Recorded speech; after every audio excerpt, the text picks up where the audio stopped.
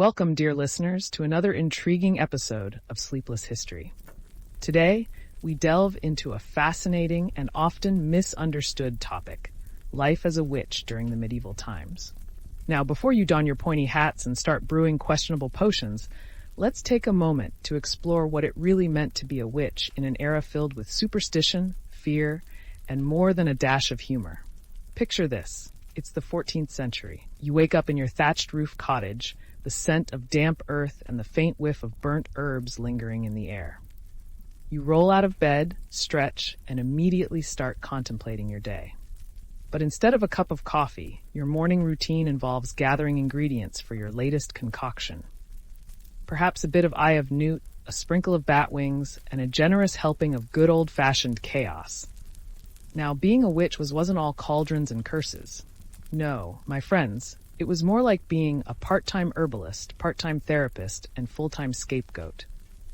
You see, in medieval Europe, if something went wrong, a bad harvest, a cow with a cough, or heaven forbid, a child with a rash, you could bet your broomstick that someone would be pointing fingers at the local witch. And let's face it, everyone loved a good witch hunt. It was like the medieval version of reality TV, complete with drama, betrayal, and the occasional fiery climax. Imagine the scene. A group of villagers gathers, clutching pitchforks and torches. Because nothing screams, "Let's solve our problems," like an angry mob. "It's the witch," they cry, as if she had just stolen their last loaf of bread. And why not? Blaming a witch was the ultimate way to avoid personal responsibility. If your crops failed, it was definitely because she cursed them. If your wife left you, it was because she bewitched her. You could almost hear the villagers whispering, "Let's not look at our own farming techniques or marital issues. It's way more fun to blame the lady with the weird herbs." And let's talk about the fashion, shall we? While modern witches are often depicted wearing flowing black robes and trendy hats, medieval witches had a rather different wardrobe. Think more along the lines of tattered dresses and a general air of, "I've been living in the woods for far too long." Not exactly haute couture, but practicality was key. After all, when you're out foraging for mushrooms, you want to wear something that can handle a bit of mud, and maybe a hasty escape from an angry mob. Of course, there were perks to being a witch. You had the best gossip. While the rest of the village was busy trading tales about who was sleeping with whom or which cow had the best milk, you were in the know about everything. Did you hear Lady Agnes is having trouble with her husband? I hear she's been visiting that witch down by the river. You could practically feel the excitement in the air. And with that kind of inside scoop, you could charge a pretty penny for your services, especially when you tossed in a little charm or two. But with great power came great paranoia. There was always the looming threat of being accused.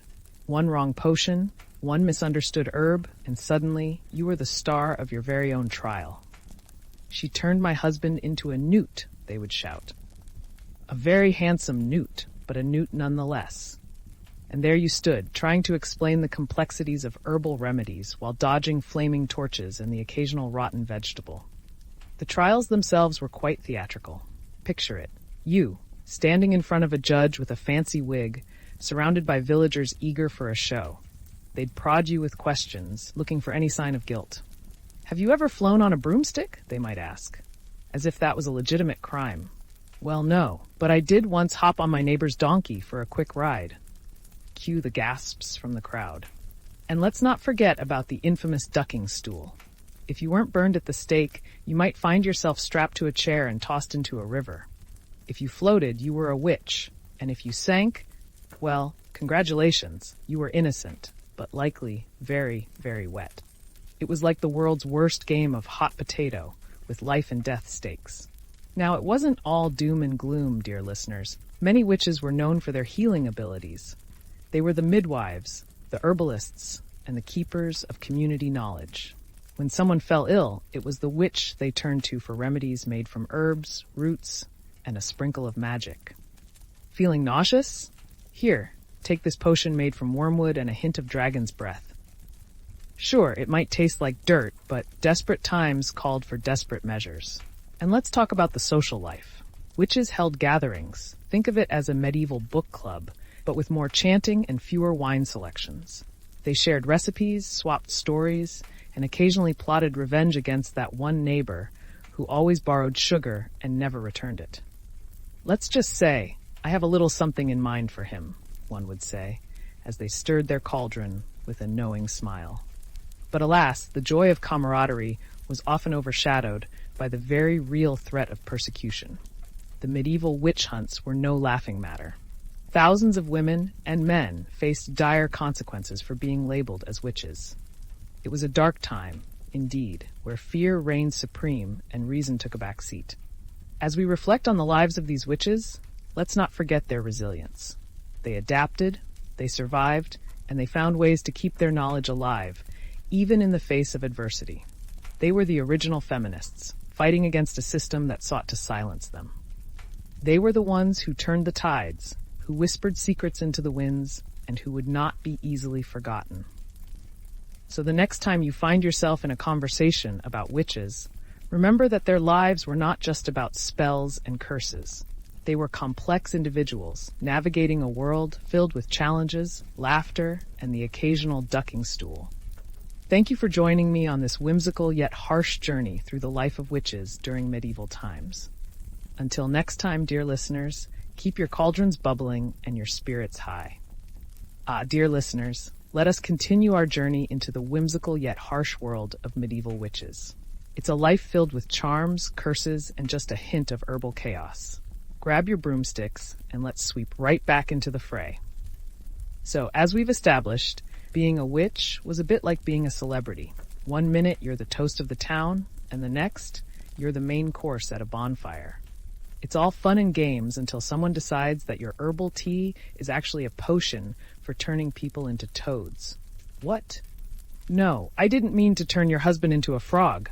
I just wanted him to stop croaking at midnight. And let's not forget the misunderstandings that could arise from a simple mishap. Imagine trying to explain yourself to a villager whose cow has suddenly stopped giving milk. Well, you see, it's not my fault. Maybe your cow is just on strike. Have you considered that? The look of horror on their faces would be quite something, as if I had just suggested they sacrifice their prized cow to the moon goddess. Now, the life of a witch was certainly not without its peculiarities. For instance, spell books were not exactly the best sellers of the time. Oh no, they were often hidden away, scrawled in the margins of dusty tomes, or hastily written on scraps of parchment. If you wanted to learn the art of witchcraft, you had to have a knack for deciphering chicken scratch. Is that eye of newt or eye of fruit? Because if I'm accidentally turning someone into an apple, that's going to require a serious explanation. Moreover, let's talk about the communication skills required in this mystical trade. Picture a witch trying to explain her craft to a village full of skeptics. No, I don't summon demons. I make herbal remedies. And no, I didn't curse the mayor's wife. She just needs to lay off the pies. The art of persuasion was crucial. Witches had to navigate a world where every ill-fated event could land them in a heap of trouble, all while maintaining a sense of humor. Why don't I just turn you into a toad? Oh wait, you'd probably like that too much. But let's not overlook the practicalities of witch life. Foraging for ingredients was like a medieval scavenger hunt, only instead of finding treasures, you're digging up roots and hoping not to trip over a pig.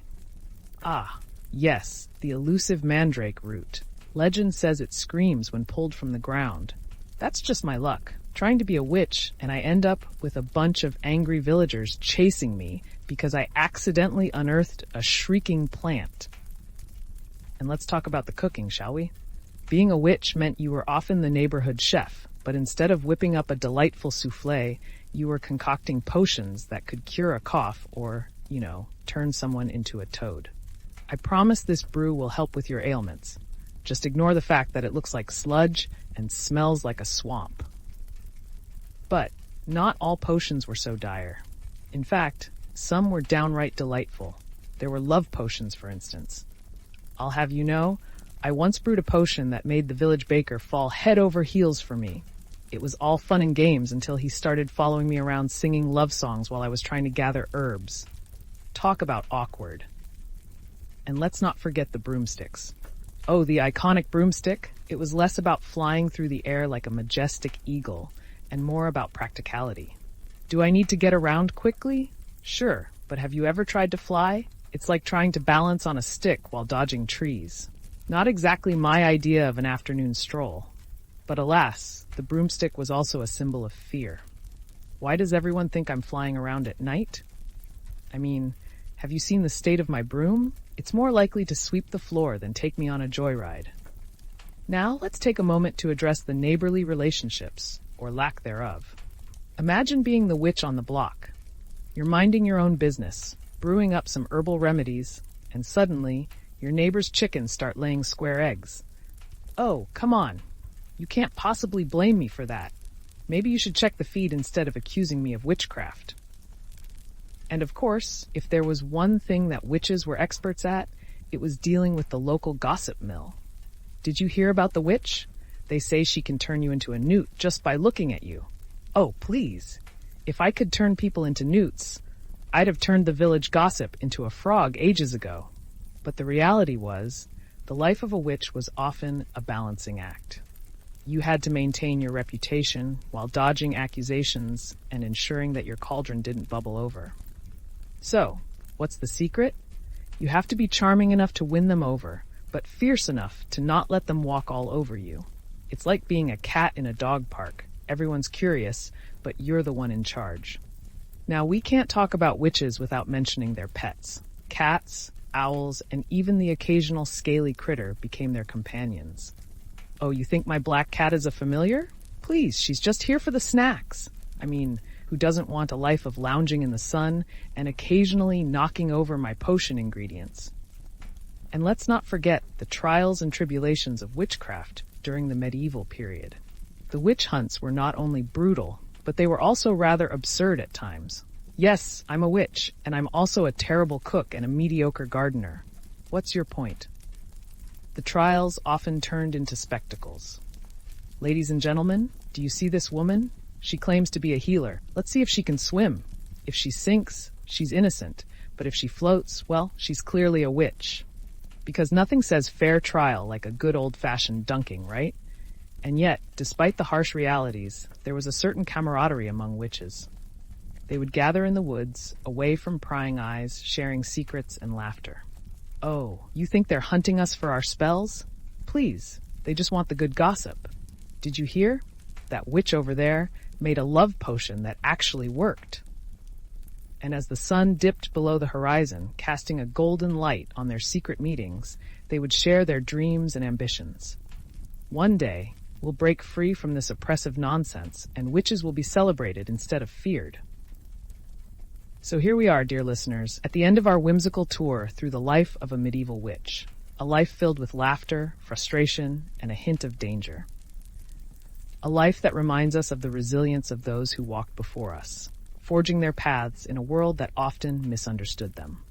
As we close this chapter, remember that the witches of medieval times were not merely figures of fear.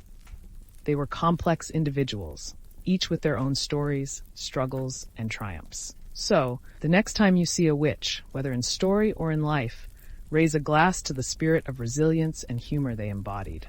Until next time, keep your cauldrons bubbling and your spirits high. Ah, dear listeners, let us dive even deeper into the chaotic yet charming life of a medieval witch. Imagine, if you will, a world where every day was a precarious balancing act between brewing potions, dodging pitchforks, and avoiding the stench of burnt offerings from neighbors who had just too much to drink. It's a tough gig, but someone's got to do it. First, let's address the elephant, or should I say the goat, in the room. Yes, witches were often associated with animals, particularly goats. Now, I don't know who started that trend, but let me tell you, it was a lot of pressure. If you want to be a witch, you need a familiar, they'd say. But what if I'm allergic to cats? Too bad. Go get a goat. Imagine the conversations at the local tavern. Oh, there goes old Agnes, dragging her goat around. What's she brewing now? As if the goat didn't have enough problems without being dragged into the witch business. And let's not even get started on the goat's personality. Listen, I love you, Mr. Nibbles, but can you please stop eating my spell ingredients? That's not exactly what I had in mind for my love potion number 9. One minute you're trying to create a romantic elixir, and the next you're chasing a goat around your cottage, praying it doesn't munch on your last bit of foxglove. Now, let's talk about the neighborly dynamics. You see, being a witch didn't mean you automatically had a bad reputation. Oh no, there were plenty of neighbors who loved to barter. I'll give you some fresh milk if you can whip me up a little something to get my husband to stop snoring. And there you are, stuck in a moral quandary. Do I really want to be responsible for turning him into a toad? I mean, he might be more peaceful that way, but then what do I do with a toad-sized husband? Of course, being a witch also meant you had to have a quick wit. What's that? You think I cursed your cow? Well, maybe it's time you considered a cow therapist. Ever thought about that? The art of deflection was crucial when you lived in a society that was all too eager to blame you for every ill fate. Oh, your child has a rash?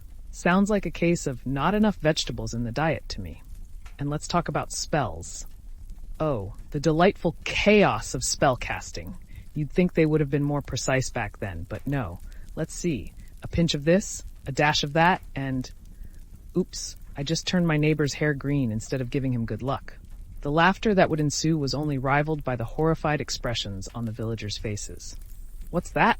You wanted a spell to improve your luck? Sorry, but green hair seems to be the new trend. Enjoy. And then there were the potions. Crafting potions was an art form, akin to baking a soufflé, but with much higher stakes. If I forget the Eye of Newt, I might end up with a potion that makes people dance uncontrollably instead of curing their ailments. The village would become a dance floor, and suddenly you'd be the most popular witch around.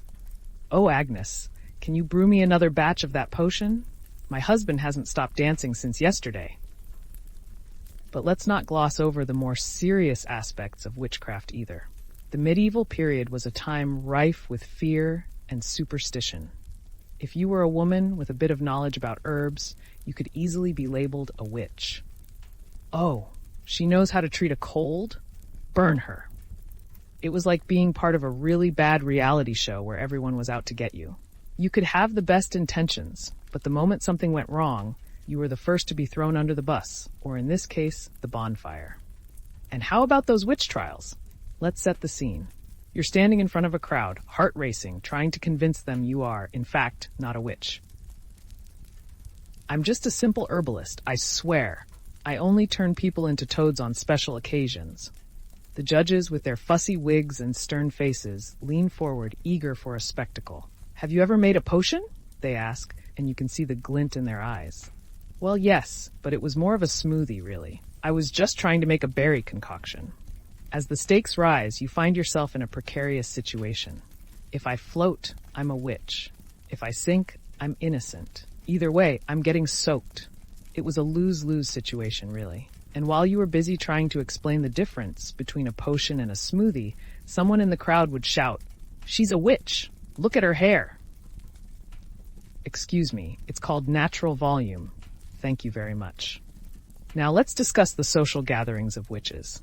When witches got together, it was less about plotting nefarious deeds and more about commiserating over bad luck and the latest village gossip.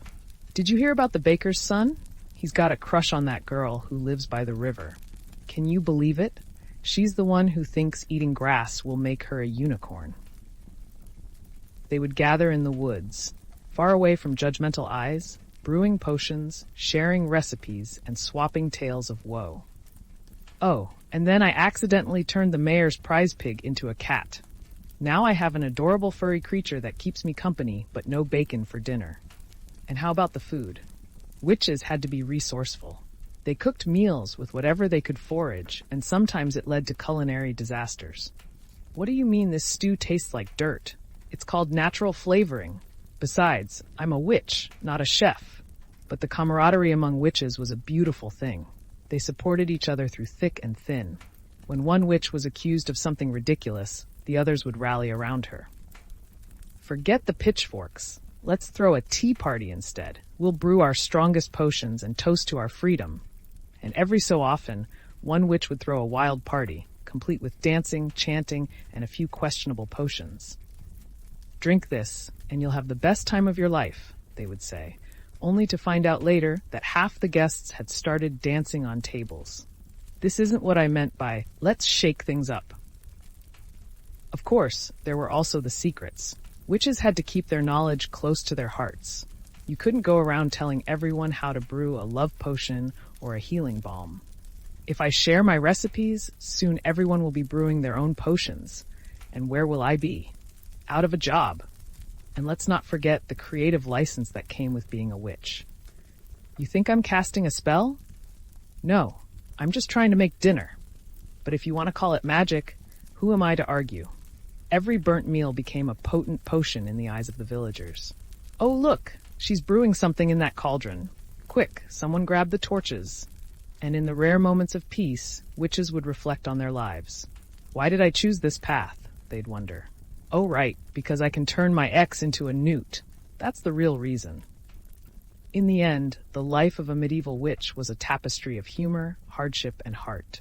They navigated a world filled with fear and superstition, all while trying to keep their heads above water, or in some cases, above the flames. So as we wrap up this exploration into the life of witches, let's remember that they were more than just figures of fear. They were women and men who dared to embrace their knowledge, often in the face of adversity. They laughed, they cried, and sometimes they turned people into toads, just for the fun of it. Thank you for joining me on this wild ride through the whimsical and harsh life of medieval witches. Until next time, keep your cauldrons bubbling, your hearts light, and remember, there's always a little magic in the mundane. Ah, dear listeners, welcome back. Let's plunge even deeper into the enchanting yet perilous world of medieval witches.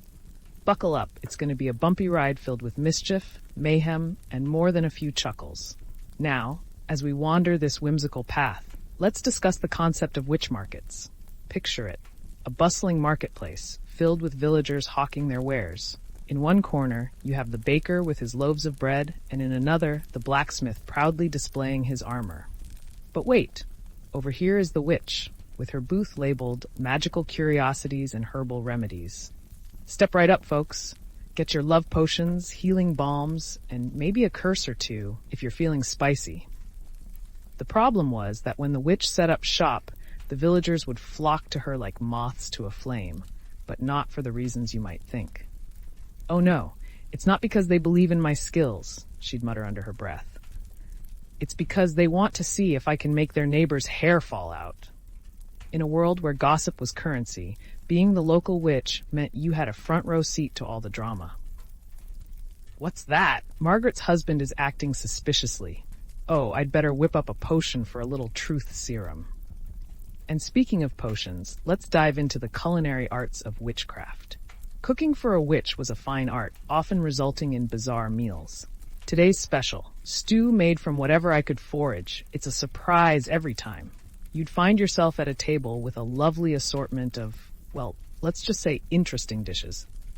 What's in this stew, a villager might ask, eyeing the unidentifiable chunks. Oh, just a little bit of this and that. It's called mystery stew for a reason. Now, if you thought witchcraft was all about spells and potions, you'd be sorely mistaken. A witch also had to be a skilled negotiator. What do you mean? You won't trade me your best goat for my love potion. You must not want your daughter to find a suitor. The pressure was on. You had to charm the villagers while concocting brews that could very well lead to the next great scandal. What's that? You want a potion for good luck? Sure, but I can't guarantee it won't turn your neighbor into a chicken. And let's not forget about the herbs. Oh, the glorious herbs. Every witch worth her salt would have a garden filled with everything from rosemary to wormwood. What's that? You want my secret recipe? Oh, honey, you're going to need a lot more than just a handful of sage for that. But the reality was, herb gardening in medieval times was like hosting a never-ending game of guess what's going to die next. Oh, look, my foxglove is thriving, but the thyme has turned into a sad little pile of wilted leaves. Maybe it didn't like the company.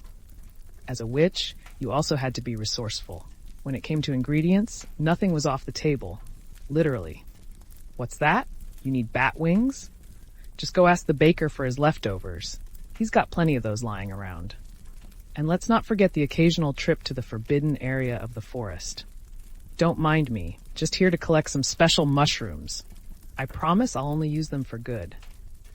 The thrill of gathering ingredients was like a scavenger hunt, but with a deadly twist.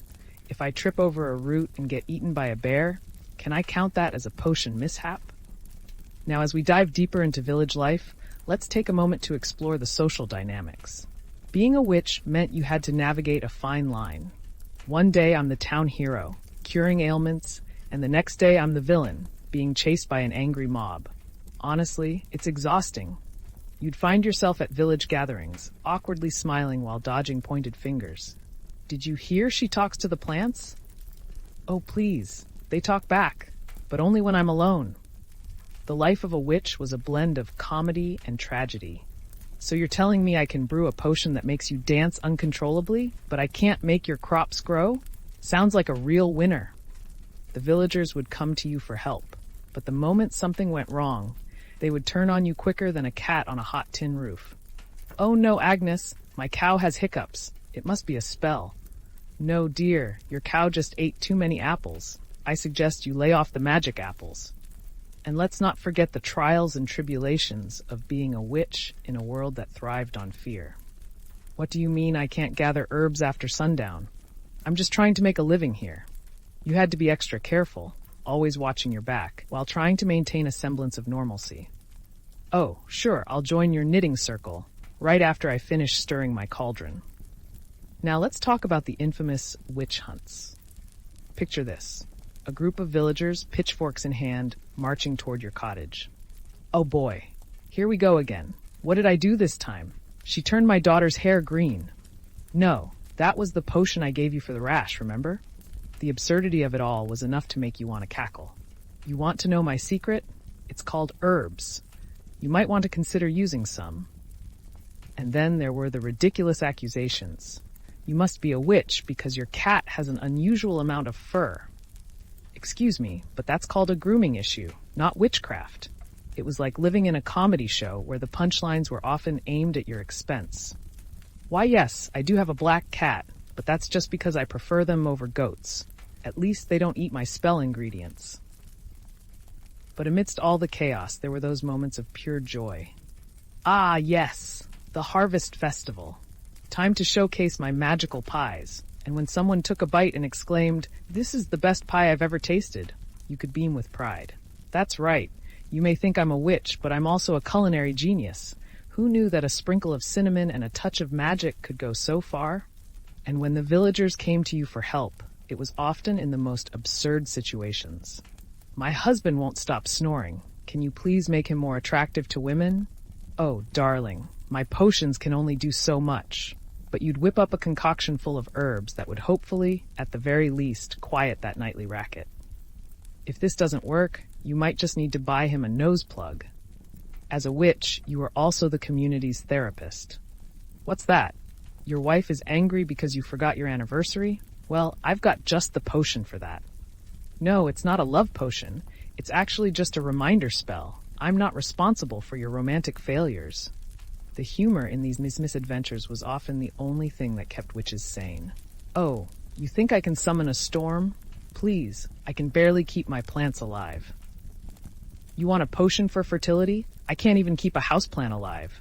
Maybe try asking the baker instead. The absurdity of life as a witch was a never-ending source of amusement. And let's not forget about the ever-present threat of being misunderstood.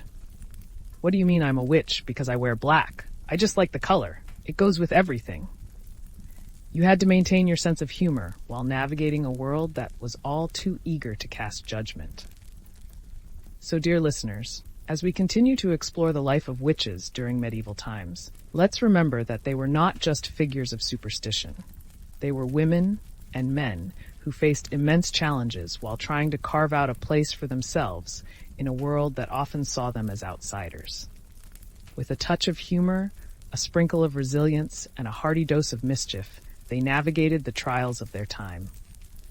Thank you for joining me on this wild ride through the enchanting and chaotic world of witches. Until next time, keep your cauldrons bubbling, your hearts light, and remember, sometimes the best magic comes from laughter. Welcome back, dear listeners. let's delve even deeper into the delightful chaos that was the life of a witch during medieval times. Strap in, because this ride promises more spells, more laughs, and perhaps a few fiery moments of truth. Now let's address the elephant in the room, or should I say, the cauldron. The cauldron was the witch's best friend and worst enemy.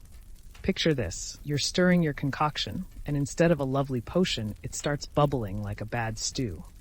What's that? You want a potion for love? Well, I'm sorry, but it looks like I accidentally brewed a potion of uncontrollable laughter. Imagine the chaos that would ensue. Villagers rolling on the ground, gasping for breath, while you stand back, arms crossed, thinking, at least they're entertained. And let's not forget the cauldron's tendency to attract the wrong crowd. Oh, look, the witch is at it again. Some nosy neighbor would shout, pointing at you as if you were the star of a sideshow. Yes, yes, gather around, folks. Come see the witch who can't even boil water without causing a ruckus. You'd be mixing your ingredients, and meanwhile, half the village is huddled together, whispering about how you're surely concocting something nefarious. What's that? You think I'm turning your husband into a frog? No, I'm just trying to make dinner. The irony was that many witches were actually quite skilled in herbal medicine, often serving as the village doctors. You've got a headache? Let me whip you up something soothing. But as soon as things went awry, it was all too easy for the villagers to turn on you. Oh no, Agnes, my headache got worse. You must have cursed me. Ma'am, you did eat 3 entire pies before asking for my help. I'm not a miracle worker. And while we're on the subject of herbs and remedies, let's talk about the infamous witch's garden. A witch's garden was a wild, chaotic realm, brimming with everything from nettles to nightshade, and maintaining it was no easy feat. What's that? You need some sage? Well, let me just navigate through this jungle of weeds and thorns. Picture yourself tangled in a mess of overgrown plants, muttering, I swear I didn't plant half of these. Must be the work of the fairies. Imagine trying to explain your garden to a curious villager. So, what do you grow here? They'd ask, peering through the tangled mess. Oh, just a little bit of this and that, and some plants you definitely shouldn't touch. You'd laugh, but inside you'd be thinking, if they only knew, they might just steer clear of my home altogether. And let's not forget the social gatherings that often turned into full-blown witchy affairs. What's that? You want to come over for tea? You'd ask, trying to maintain a facade of normalcy. Sure, let me just brew something that won't send you running for the hills. You'd have your friends over, and one of them would inevitably say, Is that potion supposed to bubble like that? Oh, absolutely. It's part of the charm. You'd raise your mug, and suddenly everyone would burst into laughter, realizing that you were, in fact, just as human as they were. The gatherings often featured the most absurd conversations. So, what's the latest gossip? One witch would ask, stirring her cauldron. Oh, you know, Margaret thinks the baker's son has a crush on her. I told her to use a love potion, but she's too scared to ask. Honestly, if I had a penny for every time someone asked me to brew a love potion, I'd be living in a castle by now. But being a witch also meant keeping secrets from nosy neighbors. What do you mean you saw me in the woods? I was just, gathering herbs. Yes, herbs. You had to maintain your cool while dodging accusations. Oh, Agnes, they say you can summon storms. Well, I can't even summon a decent dinner. And let's not forget the trials and tribulations of the infamous witch hunts. The fear that enveloped these communities was palpable. Oh, you think I'm a witch? Well, I suppose my penchant for wearing black doesn't help. One day, you're sharing remedies, and the next, you're dodging flaming torches. What's that? You want to burn me at the stake for having a cat? I assure you, she's more trouble than she's worth. During the witch hunts, the absurdity reached new heights. Ladies and gentlemen, we have a suspected witch in our midst. Let's see if she floats. You'd find yourself in the most ridiculous situations. If I float, I'm a witch. If I sink, I'm innocent. It's like a twisted game of Dunk the Witch, but with my life on the line. The trials themselves were often more of a spectacle than a search for justice. What's that? You found a toad in my yard? Clearly, I'm a witch. The villagers would gather, arms crossed, waiting for you to produce some kind of magic. Oh, you mean like a rabbit out of a hat? Sorry, my magic is more along the lines of turning your husband into a toad when he snores too loudly. But amid the chaos, there were moments of absolute hilarity. Did I hear you want a potion for good luck? How about a potion that guarantees you'll trip over your own feet every time you try to impress someone? The laughter that erupted would echo through the village, and for a brief moment, the witch was the life of the party rather than the target of scorn. And let's not forget about the infamous witch's brew. What's that? You want to know what's in it? Well, that's a closely guarded secret. But I can tell you this, it involves a lot of trial and error. You'd serve up a concoction that looks suspiciously like swamp water, and the villagers would take one sip, their faces contorting in confusion. Is it supposed to taste like that? Oh, absolutely. It's an acquired taste, just like my neighbor's cooking. But the real beauty of being a medieval witch lay in the moments of solidarity among fellow witches. What's that?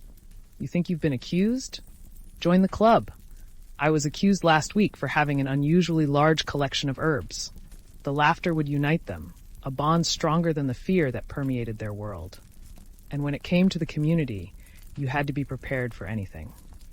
What do you mean your cow is sick? You want me to fix it? You'd roll your eyes and think, I'm no veterinarian. I can barely keep my houseplants alive. But of course, you'd whip up something that at least had a chance of helping. Here, feed this to your cow and hope for the best. If nothing else, it'll make her smell delightful. The village was a swirling cauldron of chaos, charm, and camaraderie. Did you hear about the witch who turned a cow into a cat? Oh please, I've done worse. I once turned Margaret's prized tomatoes into pumpkins. The absurdity of it all was delightful, and the best part was that witches often found humor in their own misfortunes, and in the rare moments of peace, they would reflect on their lives. Why did I choose this path, you might ask yourself? Oh right, because I can stir a cauldron like nobody's business. The laughter would come easy, even amidst the struggles, because witches knew that life was too short to take too seriously. So, dear listeners, as we meander through the enchanting yet chaotic world of medieval witches, let's remember that they were not just figures of superstition and fear. They were complex individuals navigating a society that often misunderstood them. Their lives were filled with laughter, resilience, and a healthy dose of absurdity. Thank you for joining me on this whimsical journey. Until next time, keep your cauldrons bubbling, your hearts light, and remember to embrace the magic of laughter in the face of adversity. Ah, dear listeners, we find ourselves once more in the chaotic, colorful world of medieval witches. Prepare yourselves, for the cauldron of life is bubbling over with more tales of enchantment, absurdity, and, of course, a good dose of harsh reality. Let's dive right into the wild world of witchcraft and its infamous contracts. Yes, you heard right. In medieval times, witches often had to negotiate some pretty bizarre deals. Picture this. A villager approaches you, desperation in their eyes. Please, oh please, I need you to make my crops grow. I'll trade you my prized pig. And there you are, weighing the pros and cons. A pig, you say? Well, it better not be the one that keeps trying to escape, or I'll have to use my magic to turn it into bacon. Negotiating with villagers was kind of like playing poker, but with your life on the line. What's that? You want me to heal your mother? All right, but I expect a basket of bread in return. And no, not the stale stuff from last week. You had to play your cards right, or you'd end up with a bunch of useless trinkets instead of the goods you truly needed. And let's talk about the ever-hilarious misunderstandings that could arise from these negotiations. I'll give you 3 chickens for a love potion, one eager villager might exclaim. Ah, yes, because nothing screams romance like a flock of clucking hens. You'd chuckle, thinking, if only my love life had such simple solutions. As a witch, you had to be clever and resourceful. Take, for instance, the time you tried to create a simple healing potion. What's that? You need a remedy for a cough? Let me just mix this and... Oops, I accidentally created a potion that makes you sing like a bird. The villagers would be baffled as they struggled to hit the high notes, while you stood back, arms crossed, laughing heartily. Who knew healing could be so entertaining? And let's not forget about the legendary Witches' Night Out. Imagine gathering with other witches under the light of the full moon, the air thick with laughter and mischief. Shall we brew some potions, or just cause chaos? one witch would suggest, winking. Why not both? Last time I turned the mayor's wig pink. The camaraderie among witches was a beautiful thing. You could share recipes, mix potions, and trade the most ridiculous stories about the villagers. Oh, did you hear about the time Margaret thought I cursed her cow? Turns out it just had a case of the munchies. In these gatherings, the drinks flowed freely. Potions and brews that might have suspicious ingredients. What's in this? A new witch would ask, eyeing the bubbling concoction. Oh, just a bit of newt's eye and a dash of whatever I found in the garden. The laughter would erupt as everyone took a sip, unsure whether to expect a burst of flavor or a strange aftertaste. Well, it's not poison, so I'd call it a win. But life wasn't all fun and games. The threat of persecution was always lurking around the corner. What do you mean I'm a witch because I have a cat? It's a normal pet. You'd have to defend yourself against absurd accusations while trying to maintain your sanity. Listen, if I were really a witch, do you think I'd be living in this hovel? I'd have a castle. The villagers would roll their eyes, but deep down, they knew there was something special about you. And then there were the potions that went hilariously wrong. Today, I shall brew a potion to help with insomnia, you'd announce confidently. But instead of sleep, you accidentally created a concoction that made people dance uncontrollably. Oh, dear. That's not quite what I had in mind. You could picture the villagers flailing about while you laughed from the safety of your cottage. At least they're getting their cardio in. The life of a witch was often a series of chaotic events strung together by laughter and a healthy dose of absurdity. What's that? You want to know how I brew my potions? Well, it's a closely guarded secret, but I can tell you this. It involves a lot of trial and error and a sprinkle of mischief.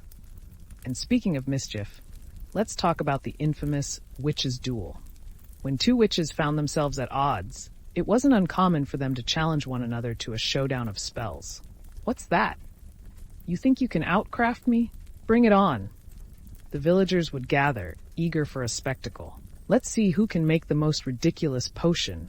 You'd conjure up a brew that turned your opponent's hair into a rainbow, while they retaliated with a spell that made you sing like a cat caught in a tree. This is what we've come to? Singing cats? I'll take it. In the midst of all this chaos, there were also the times when you'd find yourself in a moral quandary. Should I help this villager who's been nothing but rude to me? Well, it's either that or let their chickens run amok. You'd have to weigh your options carefully. Fine, I'll help you, but only because I can't stand the noise. And let's talk about the inevitable rivalries that arose between witches. What do you mean you're the best healer in the village? I've been doing this for years. You'd find yourself engaged in playful banter, trying to outdo one another. Oh, you cured a cough? Well, I just turned a man into a frog. Beat that! The absurdity of it all kept you going, and the laughter echoed in the night air. But amidst all the hilarity, there were moments of genuine kindness. Oh, you're feeling unwell? Let me brew you something special. You'd whip up a potion that actually worked, and the villagers would look at you with newfound respect. Maybe she's not so bad after all. You'd smile, thinking, look at me, earning my keep one potion at a time. And then there were the times you'd find yourself in a sticky situation. What's that? You want me to bless your crops? Sure, as long as you don't ask me to deal with the locusts. You'd step into the field, chanting incantations, while the villagers looked on in awe. Oh, look at her, the great witch. Let's hope she doesn't turn us all into toads. But even with the constant threat of persecution, you managed to find joy in the little things. What's that? You want a potion for happiness? Well, I can't guarantee that, but I can promise you a good laugh. You'd brew something that would make the villagers giggle uncontrollably, and suddenly all the troubles of the world seemed to fade away. There's nothing like a good laugh to chase away the blues. And then there were the moments of introspection. Why did I choose this life? You'd ponder while stirring your cauldron. Oh, right, because I can turn my ex-boyfriend into a newt. That's a real perk. The laughter bubbled up, and for a moment, the weight of the world lifted from your shoulders. As the sun began to set, you'd gather with your fellow witches, reflecting on the day's events. What's that? You turned the baker's bread into stone? I've done worse. I once turned the mayor's wig into a raccoon. The stories would flow, laughter echoing as you shared tales of triumph and mishap. And so, dear listeners, we find ourselves at the end of this delightful journey through the life of a medieval witch. A life filled with laughter, chaos, and a good measure of resilience. They navigated a world that was often harsh, but they did so with a sense of humor that kept them going. Thank you for joining me on this whimsical adventure. Until next time, keep your cauldrons bubbling, your hearts light, and remember, even in the most chaotic of lives, there's always room for a good laugh. Dear listeners, welcome back to the wild, unpredictable realm of medieval witches. Grab your broomsticks because we're about to take a ride through the enchanting yet tumultuous life of witches, where every day is a new blend of laughter, absurdity, and, let's face it, a dash of danger. Now, let's talk about the concept of witch trials. These events were less about actual justice and more like a medieval version of a talent show gone horribly wrong. Welcome, ladies and gentlemen, to the Witch Trial Spectacular. Tonight, we'll see if our brave contestant can float, swim, or disappear. Picture it. You're standing there, heart racing, trying to convince an audience of angry villagers that you're not a witch, all while secretly plotting your escape. If I float, I'm a witch. If I sink, I'm dead. Isn't there a third option where I just get a good cup of tea? And the accusations were downright ridiculous. Oh, Agnes, your cat is too fat? Clearly, you're feeding her magic. You'd roll your eyes, thinking, yes, because every witch's success relies on a well-fed feline. Have you ever tried to keep a cat on a diet? It was like living in a world where common sense had taken a permanent holiday, and you were left trying to navigate the absurdity. The trials themselves were often more theatrical than anything else. What's that? You saw her talking to her plants? Clearly, she's a witch. Oh, please. If talking to plants were a crime, I'd have been burned at the stake long ago. The judges, adorned in their pompous attire, would lean forward, eager for the next bit of drama. Can she summon the spirits? Let's find out. And there you are, trying to summon your dignity while dodging accusations of witchcraft. But it wasn't just the trials. The village gossip was relentless. Did you hear about Agnes? She's got a black cat. Everyone knows black cats are a sign of witchcraft. You'd walk through the village, and every glance felt like daggers. Oh, you think I'm a witch because I own a cat? Meanwhile, your husband's been sneaking off to the tavern every night. The irony was thick enough to slice with a dull blade. Let's not forget the classic witch's brew. Ah, yes, that infamous concoction. Brewing potions was like playing a game of culinary roulette. What's that? You want a potion for good luck? Sure, let me just mix in some Eye of Newt and a dash of whatever I have lying around. The villagers would take a sip, and instead of good fortune, they'd be struck with a sudden urge to dance like no one was watching. Oh dear, this wasn't the plan. I just wanted them to feel lucky, not start a village flash mob. And the ingredients. Let's talk about those. You had to gather everything from herbs to the occasional bat wing. What's that? You want me to go into the forest at night to gather ingredients? Sure, I'll just bring my trusty lantern and hope I don't get eaten by a bear. Foraging was a dangerous game. If I trip over a root and fall into a swamp, can I count that as research for my next potion? But it wasn't just about the potions. The social dynamics were a whole other kettle of fish.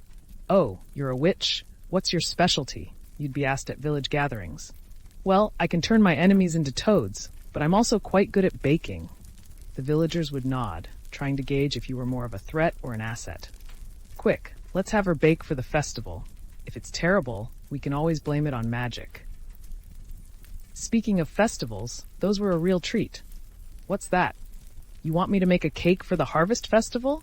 Sure, but I can't guarantee it won't explode. The villagers would gather around, excited to taste your creations. Oh, it's delicious. What's your secret? Well, let's just say a little witchy magic goes a long way. You'd wink, secretly hoping that whatever you threw together wouldn't send them all running for the hills. And let's not forget about the rivalries. Every witch had her nemesis. What do you mean you think you're the best healer in the village? I've been brewing since before you were born. You'd find yourself in a playful rivalry with another witch, each trying to outdo the other's potions. Oh, you cured a headache? Well, I turned a man into a chicken. Beat that! The absurdity of it all made you both burst into laughter. I think we both need to work on our priorities. And then there were the moments of utter absurdity that would leave you shaking your head. What's that? You want me to bless your crops while I'm at it? Sure. And if they don't grow, I'll just turn your husband into a newt. The villagers would nod, taking you seriously, while you secretly wondered how you ended up in this position. If I had a penny for every time someone asked me to fix their problems, I'd be living in a castle. But the truth was, amidst the chaos, there was a sense of community. "Oh, Agnes, you always know how to make me laugh," your fellow witches would say. "What's the secret to your potions?" "Well, it's all about the right balance of ingredients and a pinch of chaos." You'd share stories and laughter, bonding over the absurdity of your lives. And then there were the magical mishaps. What's that? You wanted a love potion? Oops, I accidentally made one that turns people into frogs. The villagers would be horrified, while you'd be rolling on the floor laughing. I swear, this wasn't my intention. But hey, at least you won't have to worry about your ex anymore. But the reality of being a witch was filled with contradictions. What do you mean? You think I cursed your cow? Have you seen how it eats? You'd have to defend yourself against ridiculous accusations, all while trying to maintain your sanity. I'm not a witch because my cat is fat. I'm a witch because I know how to make a mean potion. And let's not forget about the inevitable witch hunts. Picture it, a group of villagers, pitchforks in hand, marching toward your cottage. Oh boy, here we go again. What did I accidentally turn into a toad this time? The fear was palpable, but you had to keep your wits about you. If I can just get to the woods, I might stand a chance. But first, let me grab my cauldron. During these hunts, the absurdity reached new heights. Ladies and gentlemen, we have a suspected witch in our midst. Let's see if she can float. You'd stand there, heart racing, trying to keep a straight face. If I float, does that mean I can at least have a biscuit before you burn me?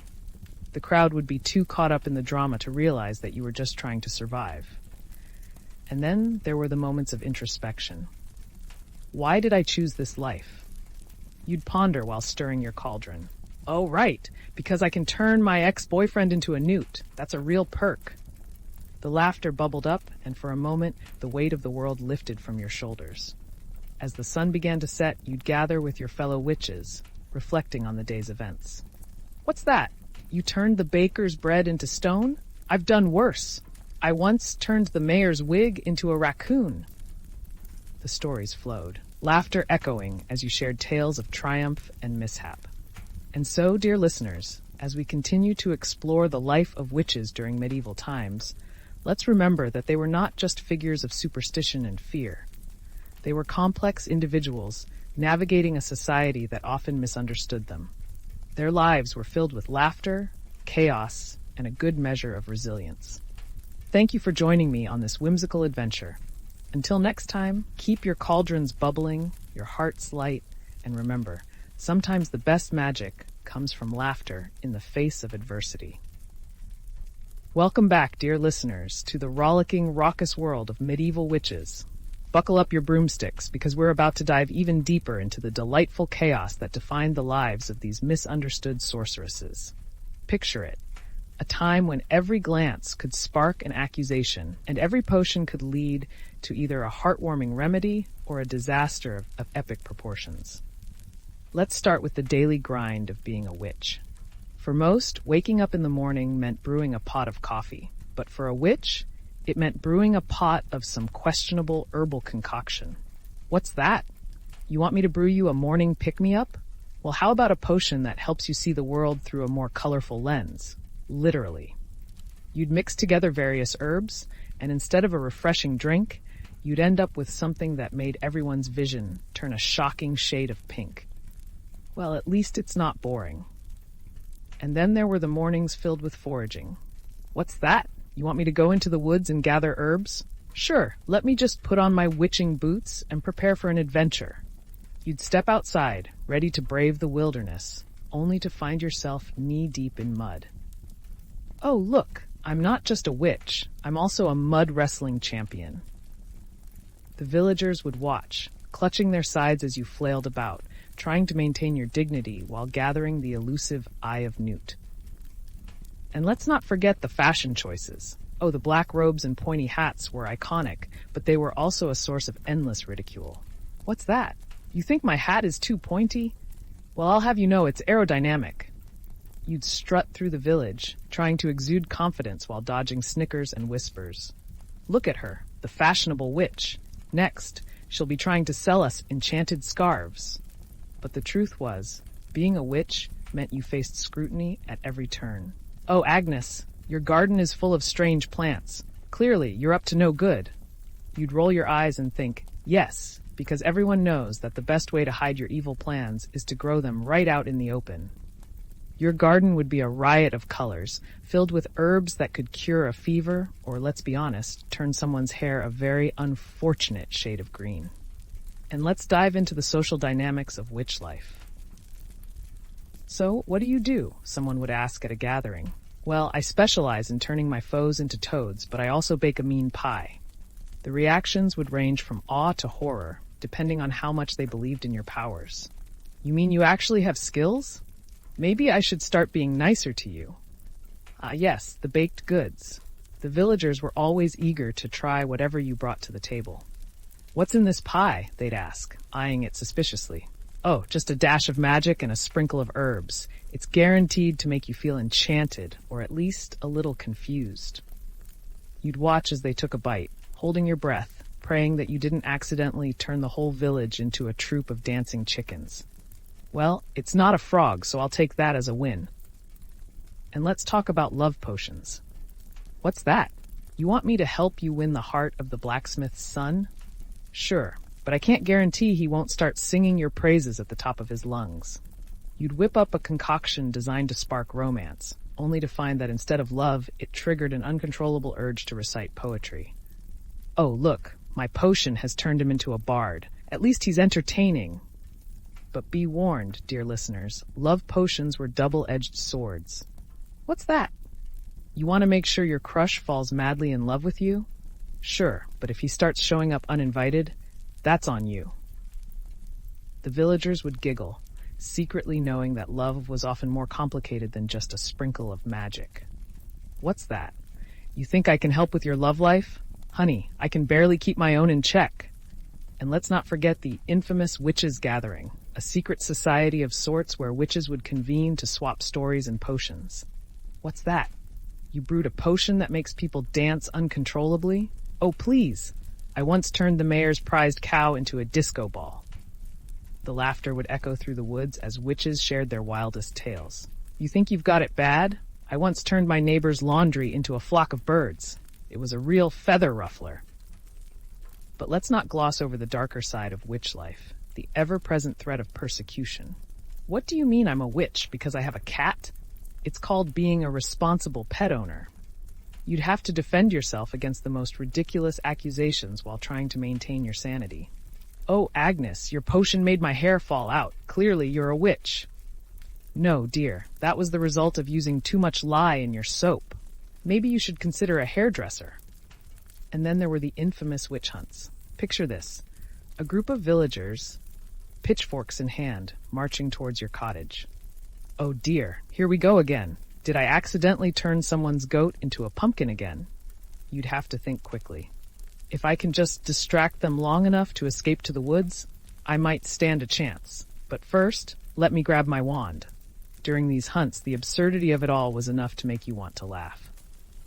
Ladies and gentlemen, we have a suspected witch. Let's see if she can float. You'd stand there, heart racing, like trying to keep a straight face. If I float, can I at least have a biscuit before you burn me? Because I could really use a snack. And when the trials began, it was more of a circus than a courtroom. What's that?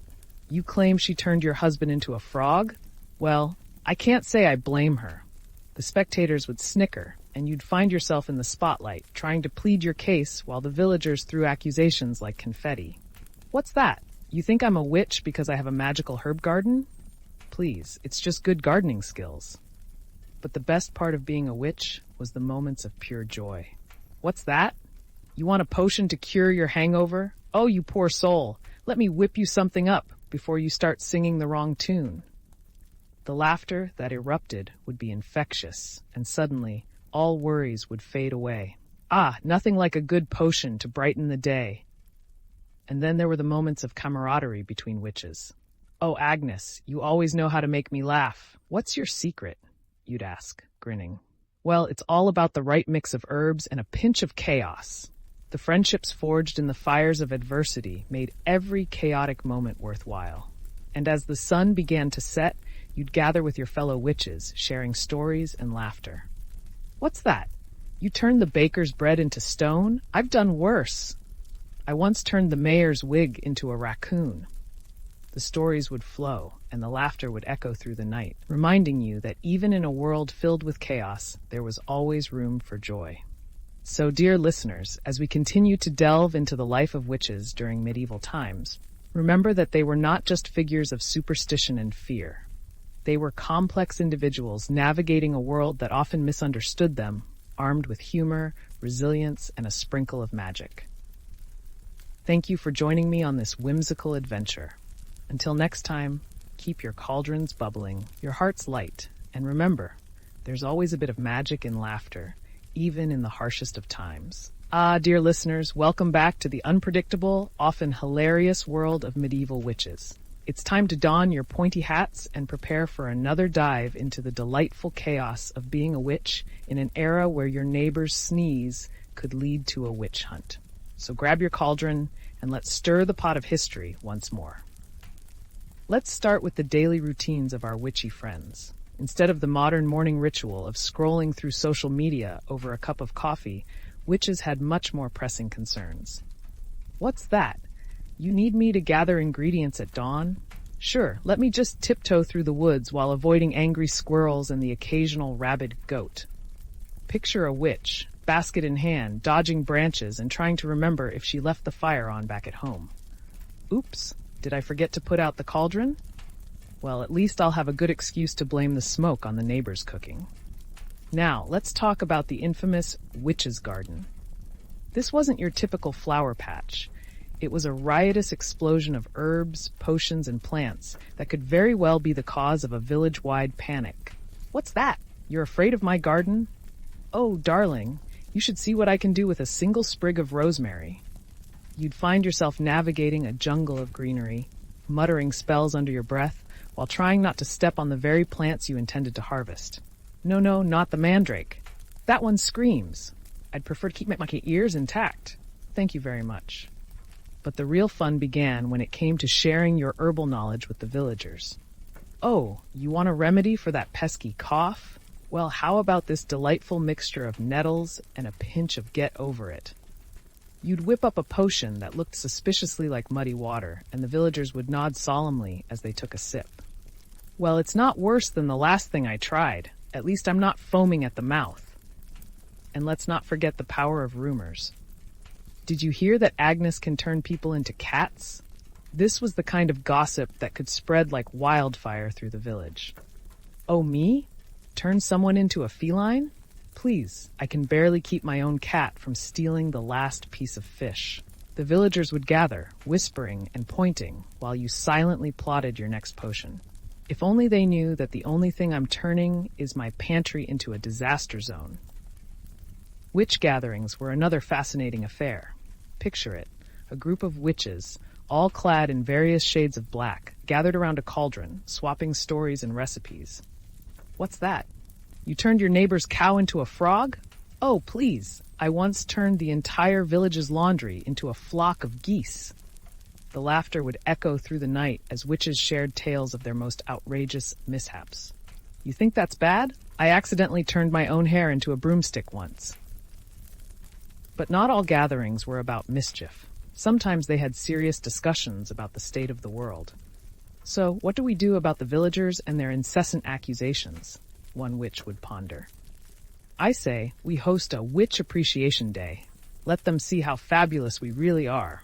The idea would be met with cheers and cackles, and plans would be hatched to create the most magical festival the village had ever seen.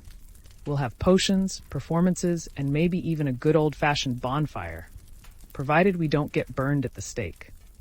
Of course, there were also the infamous love potions. "What's that, dear? You want to make the blacksmith fall for you? I can whip up something that'll make him sing your praises. But the reality of love potions was a double-edged sword. What's that? He's serenading you at the top of his lungs? Well, at least he's not turning into a toad, yet. You'd chuckle to yourself, knowing that love was often as unpredictable as the potions you brewed. And let's not overlook the art of potion making itself. What's that? You want a potion for good luck? Sure, let me just toss in a bit of this and a pinch of that. The villagers would watch in awe as you mixed various ingredients, often unsure of whether they'd be blessed with fortune or end up dancing like a chicken. If this doesn't work, I'll just blame the cow's bad luck on the potion. But being a witch wasn't just about potions and laughter. It was also about navigating the complexities of social life. What's that? You think the baker's son is cute? Well, good luck with your love potion. Just remember, if he starts singing love songs to the moon, you might want to rethink your strategy. The advice would come with a wink, and you'd find yourself caught up in the drama of love triangles and awkward crushes. And then there were the inevitable rivalries among witches. Oh, you think you're the best at potion making? I'll have you know I once turned my ex into a newt. The playful banter would ensue, with witches trying to one-up each other while laughing over their own ridiculous pasts. What's that? You think you can brew a better potion? Well, how about we put it to the test? Loser has to clean the cauldron. But the harsh reality of being a witch often crept in. What's that? You want me to help you with your sick cow? I'm not a veterinarian, I'm a witch. But sure, let me just whip up something that might help or not. You'd find yourself in a position where helping others was both a duty and a gamble. If I can just get through this without someone accusing me of witchcraft, I'll consider it a win. And then there were the infamous trials. What's that? You think I'm a witch because I know how to brew tea? The accusations would fly, and you'd find yourself defending your good name while the villagers watched with bated breath. If I float, you're burning me. If I sink, I'm innocent. What kind of logic is that? You'd roll your eyes, knowing that the absurdity of the situation was almost too much to bear. And let's not forget the ridiculous methods for determining a witch. What's that? You want me to dunk her in the river? Sure, let's see if she floats. If she sinks, we'll just assume she's innocent and hope for the best. The villagers would gather, watching with morbid curiosity as the accused struggled to stay afloat. If nothing else, at least we'll get a good show out of this. But amidst the madness, there were moments of genuine connection. What's that? You need a friend to share your secrets with? Well, I'm all ears. Just don't mention the frogs. They tend to hop away when I try to talk. You'd find solace in the friendships formed amidst the chaos, bonding over shared experiences and the unique challenges of being a witch. And as the sun dipped below the horizon, you'd gather with your fellow witches around a warm fire, sharing stories and laughter. What's that? You turned the baker's bread into stone? I once turned my neighbor's pig into a piano. Now that was a real hit. The stories would flow freely, and the laughter would fill the air, reminding you that even in the harshest of times there was always room for joy. So, dear listeners, as we continue to explore the chaotic, comical life of witches during medieval times, let's remember that they were resilient individuals navigating a world filled with challenges and misunderstandings. Their lives were a blend of laughter, mischief, and a touch of magic. Thank you for joining me on this delightful journey. Until next time, keep your cauldrons bubbling, your hearts light, and remember, sometimes the best kind of magic comes from laughter in the face of adversity. Dear listeners, welcome back to the wild, chaotic, and absolutely hilarious world of medieval witches. Grab your broomsticks and prepare for another journey through the delightful absurdity that defined the lives of these enchanting figures. The cauldron is bubbling and the stories are brewing. Let's dive right in. Now, let's talk about the everyday challenges of being a witch. Picture this. You wake up one morning, ready to brew your usual pot of herbal tea, only to discover that your cat has decided your spellbook is the perfect place to take a nap. What's that?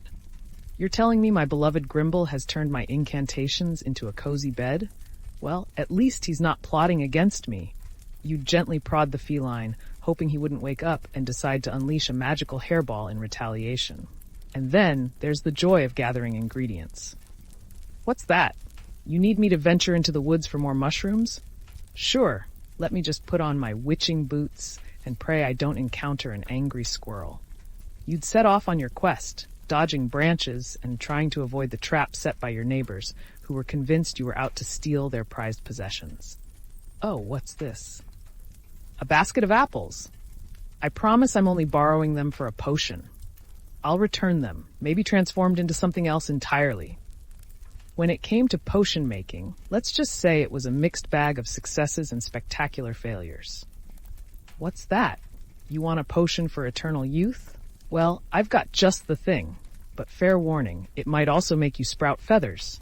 You'd watch as the villager took a sip, eyes wide with anticipation, only to find themselves suddenly dancing like a chicken.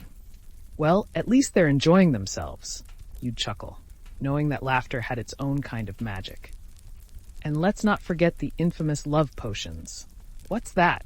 You want to make the blacksmith fall head over heels for you? Easy peasy. But just remember, I can't guarantee he won't start serenading your goat. You'd whip up a concoction that looked suspiciously like swamp water, and the villagers would gaze at it like it was a fine wine. What's in this? They'd ask, suspicious. Oh, just a little bit of eye of newt and a sprinkle of you can't handle the truth. The results of these potions were often unpredictable. Oh, you're so in love with him now? Just remember, if he starts singing love ballads to your pet pig, that's all part of the charm. The villagers would roll their eyes, but deep down, they knew that love was often as messy as your potion-making skills. Now, let's talk about the infamous Witches' Council. This was a gathering of the local witches, where they would come together to discuss the pressing issues of the day. Oh dear, what do we do about the villagers? They're convinced I turned their goat into a disco ball, you'd say, shaking your head. Well, if we all pitch in, we can create a Witches for Peace campaign. I mean, who doesn't want to see a goat dance? The laughter would fill the air as witches shared their most outrageous tales and concocted plans for world domination, one dance-off at a time. But the reality of witch life was often filled with more challenges than laughter. What's that? You think I cursed your cow? Oh, please, your cow just has a personality. Besides, have you seen how it chews its cud? That's not magic, that's just bad manners. You'd have to defend yourself against ridiculous accusations, all while trying to keep your sanity intact. If I had a copper for every time someone blamed me for their livestock's behavior, I'd be the wealthiest witch in the land. And then there were the villagers who were always seeking your help. What's that? You want me to heal your husband's rash? Sure, but only if you promise to stop spreading rumors about me turning him into a toad. The negotiations would go back and forth, and you'd find yourself in the middle of a bargaining war. Fine, I'll help you, but I expect a basket of fresh bread in return. And no, not the stale stuff from last week. And let's not forget about the trials. Picture this. The villagers gather, pitchforks and torches in hand, ready for a witch hunt. Oh boy, here we go again. What did I do this time? Was it the dancing goat? Because I swear, it wasn't my fault.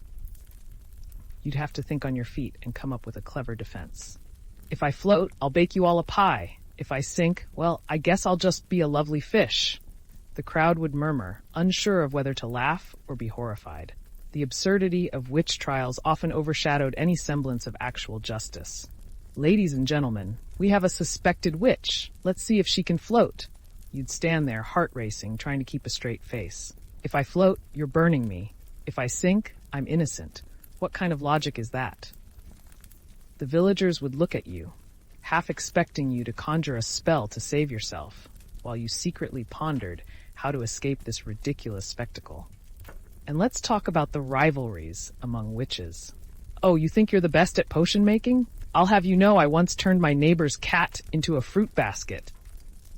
The playful competition would spark laughter and camaraderie, but there was always that underlying tension. What's that?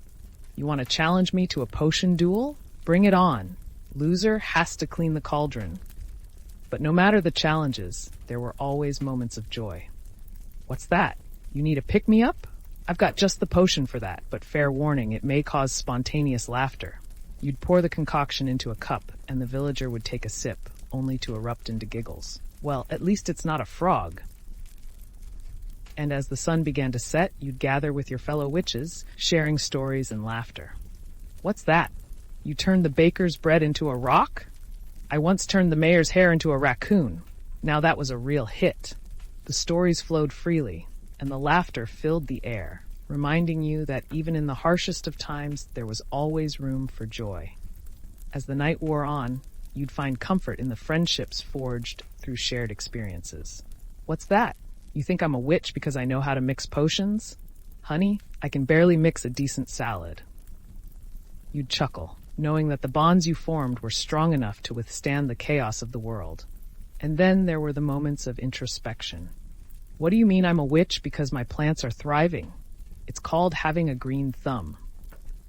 You'd roll your eyes at the absurdity of it all, reflecting on the challenges and triumphs that defined your life. Why did I choose this path? You'd ponder. Oh, right, because I can turn my ex-boyfriend into a newt. That's a real perk. And so, dear listeners, as we continue to explore the wild, whimsical life of witches during medieval times, let's remember that they were not just figures of superstition and fear. They were complex individuals navigating a world filled with challenges, laughter, and a sprinkle of magic. Thank you for joining me on this delightful journey. Until next time, keep your cauldrons bubbling, your hearts light, and remember, laughter is the best potion in the face of adversity. Ah, dear listeners, welcome back to the uproarious world of medieval witches, where every day was an adventure filled with potions, peculiarities, and plenty of peril. So, grab your broomsticks and let's continue exploring the hilariously chaotic life of our witchy friends. Now, let's dive into the art of potion making and the delightful disasters that often accompanied it. What's that? You'd like a potion for good fortune? Easy peasy. Just a pinch of this, a dash of that, and maybe a stray cat hair for good luck. Sure, that sounds like a recipe for success, right? But before you knew it, you'd accidentally created a potion that caused everyone to speak in rhymes. Oh dear. Now everyone is spouting couplets. I just wanted to help them get rich, not turn them into a Shakespearean pitch. And let's talk about the neighbors. Ah yes, those delightful folk who are always peeking over your fence, ready to accuse you of the most absurd things. What's that? You saw me gathering herbs? Clearly I'm up to no good. Meanwhile, I'm just trying to figure out how to stop my cat from stealing my potions. You'd roll your eyes as they whispered behind your back, but deep down, you couldn't help but chuckle at their ignorance. If only they knew that the only thing I'm brewing is a strong cup of herbal tea. But with every potion came the risk of catastrophe. What's that? You want me to cure your husband's bad breath? Sure, let me just mix this concoction that might also turn him into a frog. The villagers would be horrified as their beloved husbands hopped around the kitchen.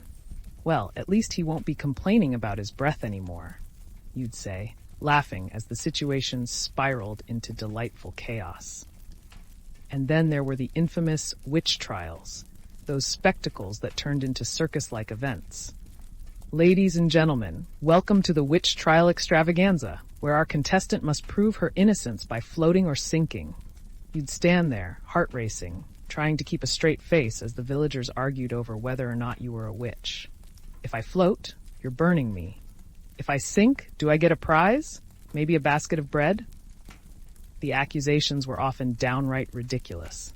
Oh, Agnes, your garden is full of strange plants. Clearly, you're brewing potions to turn us all into toads. You'd look at them, bewildered. I assure you, the only thing I'm turning is my breakfast into something that resembles edible food. And let's not overlook the ever-present threat of persecution. What's that? You think I'm a witch because I've got a cat? Please. That's just called being a responsible pet owner. You'd find yourself defending your good name while trying to maintain your sanity. If I had a copper for every time someone accused me of witchcraft, I could afford to buy my own castle. Now let's talk about the wonderful world of love potions. So you want me to help you win the heart of the blacksmith? I can do that. Just don't blame me if he starts reciting poetry to your goat. You'd concoct a potion that looked like a bubbling cauldron of chaos, and when the villager took a sip, you'd hold your breath, praying it wouldn't lead to disaster. What's that? He's serenading your goat? Well, you can't say I didn't warn you. And speaking of love, let's not forget the romances that blossomed or floundered among the witches themselves. What's that? You think the baker is cute? Good luck getting him to notice you. He's too busy chasing after his own dough. The playful banter among witches was a constant source of laughter, and amidst the chaos, friendships flourished. Oh, you turned your ex into a toad. I once turned my neighbor's laundry into a flock of geese. We're practically sisters in mischief. But the reality of being a witch often came with harsh truths. What's that? You want me to heal your sick cow? I'm a witch, not a veterinarian, but sure, let me whip up something that might help, or not. You'd roll your eyes, fully aware that helping others often meant putting yourself at risk. If this doesn't work, I'll just blame the cow's bad luck on the potion. And let's chat about the infamous Witches' Council, a gathering of witches where they exchanged stories, recipes, and perhaps a few potions. What do you mean you turned your neighbor's dog into a cat? Oh, please. I once turned a whole flock of sheep into a marching band. The laughter would fill the air as witches shared their wildest tales, each more absurd than the last. You think that's bad? I once accidentally turned myself into a newt. It was not a fun experience. But even with the laughter, the fear of the witch hunts loomed large. What's that? You think I cursed your cow? Maybe your cow just has a bad attitude. You'd have to defend yourself against the most ridiculous accusations, all while trying to keep your sanity intact. I'm not a witch because my plants are thriving. It's called having a green thumb. And then there were the moments of pure absurdity. What's that? You want me to bless your crops? Sure, but if they turn into pumpkins, that's on you. You'd find yourself standing in a field, riot chanting incantations while the villagers looked on with skepticism. If you all believe in my powers, why are you still planting corn? At this rate, I might as well turn everything into vegetables. And let's not forget the sheer ridiculousness of village gossip. Oh, Agnes, did you hear? She talks to her plants. Well, if they could talk back, I'd have a lot more friends. You'd chuckle, knowing that while the villagers were quick to judge, they were often oblivious to the real magic happening around them. If only they knew that the only thing I'm brewing is a strong cup of tea. But amidst the chaos and misunderstandings, there were moments of genuine connection. What's that? You need a friend to share your secrets with? Well, I'm all ears. Just don't mention the frogs. They tend to hop away when I try to talk. You'd find solace in the friendships forged through shared experiences, bonding over the unique challenges of being a witch. And as the sun began to dip below the horizon, casting a warm glow over the village, you'd gather with your fellow witches around a warm fire, sharing stories and laughter. What's that? You turned the baker's bread into a rock? I once turned my neighbor's pig into a piano. Now that was a real hit. The stories flowed and the laughter filled the air, reminding you that even in the harshest of times, there was always room for joy. So, dear listeners, as we continue to explore the life of witches during medieval times, let's remember that they were complex individuals, navigating a society filled with challenges, laughter, and a sprinkle of magic. They faced the threat of persecution with wit and humor, finding joy in the absurdity of their circumstances. Thank you for joining me on this delightful journey. Until next time, keep your cauldrons bubbling, your hearts light, and remember, laughter is the best potion in the face of adversity. Ah, dear listeners, welcome back to the whimsical and often chaotic life of medieval witches. As we continue our journey, prepare for more tales of mischief, mayhem, and the occasional magical mishap. Grab your broomsticks and let's dive deeper. So let's set the scene. It's a typical day in the life of a witch. You wake up, stretch, and glance out the window only to see a gaggle of villagers whispering and pointing at your garden. Oh, great. What now? You mumble. Did they suddenly decide that my herbs are a threat to national security? You'd roll your eyes, knowing full well that the suspicious-looking plants in your garden, like belladonna and wolfsbane, were just the usual suspects in witchy gardens. If they only knew these were actually for my famous herbal tea, they might back off. And speaking of gardens, let's talk about the absolute joy of tending to your plants. What's that? You think I'm a witch because I have a thriving herb garden? I assure you, it's just called having a green thumb. You'd find yourself knee-deep in soil, trying to keep your plants alive while dodging the occasional nosy neighbor. Oh, what's that? You think I'm using these for nefarious purposes? Please, if I were, I'd be much more discreet. Ever heard of curtains?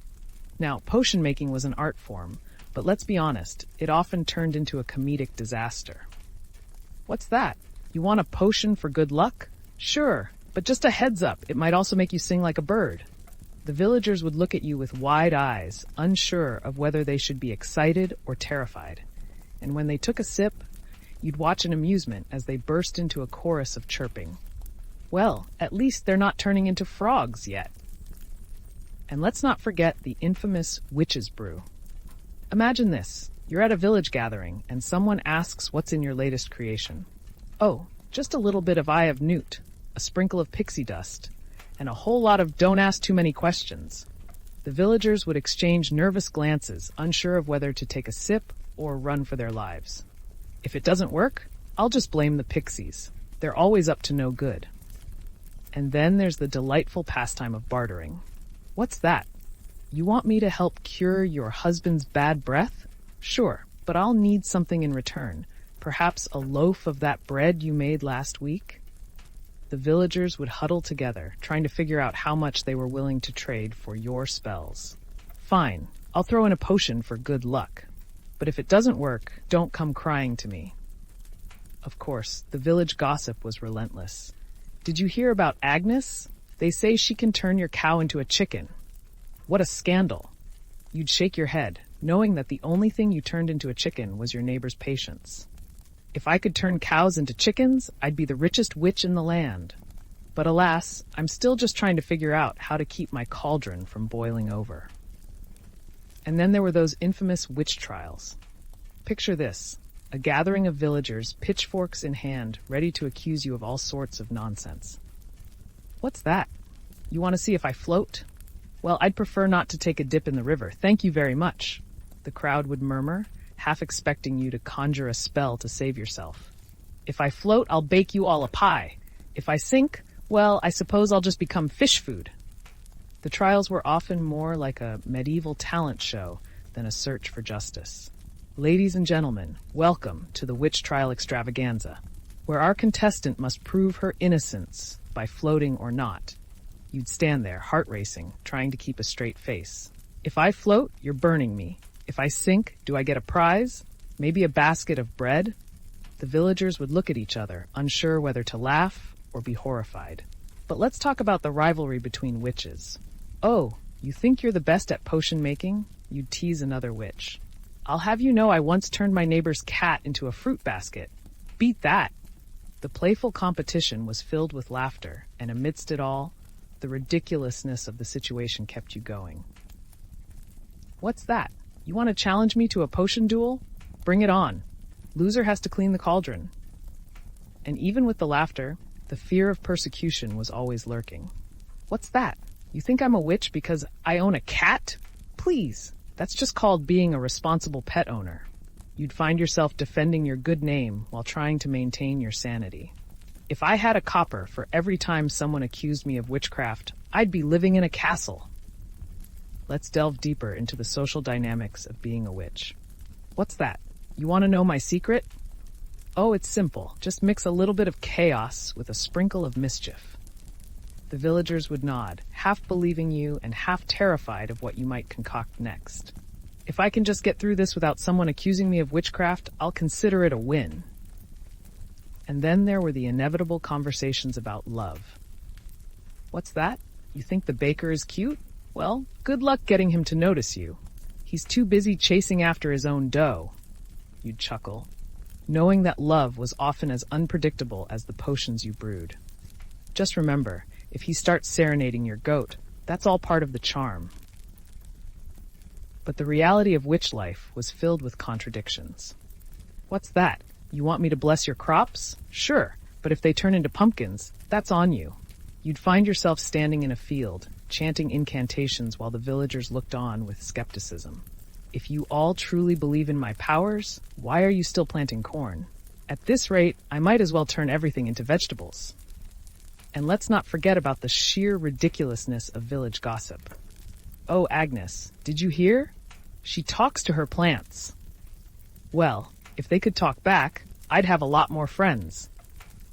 You'd chuckle, knowing that while the villagers were quick to judge, they were often oblivious to the real magic happening around them. And then there were the moments of pure joy that reminded you why you chose this path. What's that? You need a pick-me-up? I've got just the potion for that. But fair warning, it may cause spontaneous laughter. You'd pour the concoction into a cup, and as the villager took a sip, you'd hold your breath, half expecting them to either fall over in hysterics or break out in song. Well, at least it's not a frog. And as the sun began to dip below the horizon, casting a warm glow over the village, you'd gather with your fellow witches around a warm fire, sharing stories and laughter. What's that? You turned the baker's bread into a rock? I once turned my neighbor's pig into a piano. Now that was a real hit.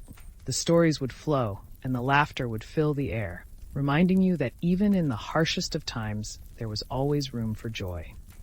And let's not forget the secret ingredient that every witch needed, a sense of humor. What's that? You think I'm a witch because I talk to my cat? Please, she's the real mastermind here. You'd chuckle, knowing that amidst the chaos, it was often the laughter that kept you going. If I can just make it through the day without someone accusing me of witchcraft, I'll consider it a victory. And as the evening drew to a close, you'd sit with your fellow witches, reflecting on the day's antics. What's that? You turned the mayor's hair into a raccoon? I once turned the entire village's laundry into a flock of birds. We're practically sisters in mischief. The laughter would echo through the night, a reminder that even in a world filled with chaos and uncertainty, there was always a bit of magic in friendship.